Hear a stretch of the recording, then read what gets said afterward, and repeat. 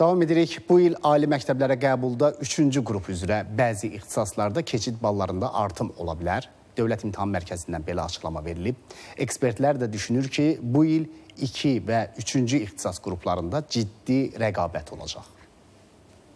Qəbul imtahanının ikinci mərhələsinin birinci cəhdi artıq başa çatıb. İndi abituriyentləri maraqlandıran əsas suallardan biri də keçid balları və müsabiqə şərtləridir. Dövlət İmtahan Mərkəzi 3-cü qrupda bəzi ixtisasların keçid ballarında artım olacağını istisna etmir. Ancaq qurumun şöbə müdiri Xanlar Xanlarzadə deyir ki, bu barədə danışmaq hələ tezdir. Konkret ixtisasa baxmaq lazımdır və müqayisə aparmaq lazımdır ötən illə ki, plan yeri artıbdır yoxsa azalıbdır. Əgər plan yeri artırsa, bu o deməkdir ki, keçid balı daha aşağı formalaşa bilər. Yox, plan yeri azalıbsa, onda keçid balı daha yuxarı formalaşa bilər.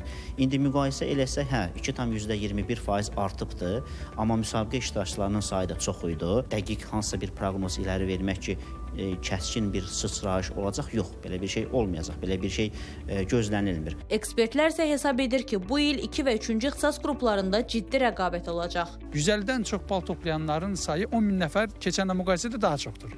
Həm abituriyentlərin sayının çoxalması, həm bal toplayanların sayının çoxalması bu il 2-ci və 3-cü ixtisas qrupunda ciddi bir rəqabətin olacağını bizə proqnozun verir. 2-ci ixtisas qrupunda tədris ingilis dilində qəbul həyata keçirilən maliyyə, biznesin idarəolunması, iqtisadiyyat ixtisasları tədris ingilis dilinin balı 600-ün üzərində olacaq. Azərbaycanın həm dövlət həm özəl ali təhsil müəssisələrində müəllimlik ixtisaslarının plan yerinin azalması, müəllimlik ixtisaslarında da balların qalxmasını proqnozlaşdırmağa əsas verir. Qeyd edək ki, 2 və 3-cü ixtisas qrupları üzrə qəbul imtahanlarının ikinci cəhdi iyulun 6-sında, 1-ci və 4-cü ixtisas qrupları üzrə isə iyulun 13-ündə keçiriləcək. Bu imtahanlarda 71 mindən çox abituriyentin iştirakı nəzərdə tutulub. Dövlət İmtahan Mərkəzindən bildirildi ki, 1 və 4-cü ixtisas qrupu üzrə qəbul imtahanının ikinci mərhələsinin birinci cəhdinin nəticələri yaxın günlərdə açıqlanacaq. Ülkər Əliyeva, Amil Əliyev, Ağcəl Əskərli, ATV Xəbər.